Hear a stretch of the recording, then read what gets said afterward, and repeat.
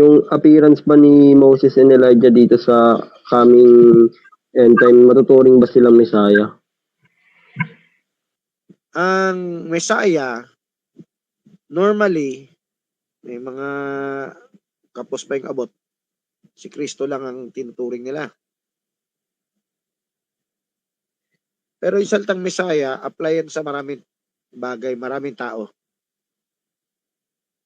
So, kahit nga si David, by definition, si Moses, ang tawag sa kanya, Redeemer. So, matured na tayo, hindi na tayo pambata ang isip na, hindi, si Kristo lang yan. Ang salitang Messiah, nagagamit sa maraming tao. Of course, ang pwede mo na ipaliwanag, si Kristo yung pangunahing Messiah. Okay? Ginagamit din, there shall arise many false Christ. Kung may false, may true Christ. Di ba? Ang Christ, pinahiran, anointed. Ang Messiah, sugo. Pinili. So kung si Kristo pinili rin ba yung iglesia? Pinili rin ba yung mga gawa? Whether limited fivefold or lahat fivefold. Hindi ka ba gagamitin?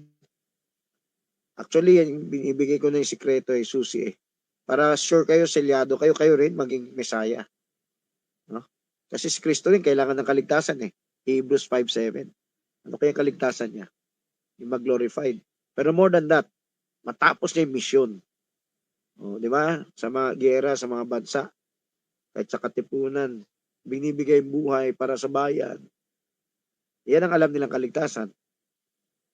Pero saan mo bibigay yung buhay mo? Sa Diyos.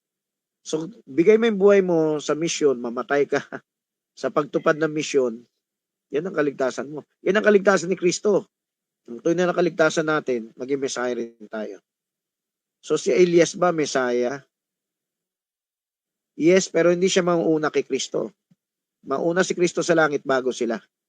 Ito yung Revelation pinag-usapan natin eh. Pero hindi to tungkol lang kay Enoch, Elijah. No? 4 na yung tao natin. Mysterious disappearances ang topic natin eh. Hindi sila diretsong langit. Pwedeng yung kaluluwa nila nakakaramdam ng langit. I-correct ko yung sarili ko. May langit sa 5th dimension. May langit sa Sheol. Yan yung Abraham's bosom. Langit yun, pero hindi langit ng mga anghel. Langit ng impyerno yun. Sa loob ng impyerno, may bahagi doon, kino-comfort sila.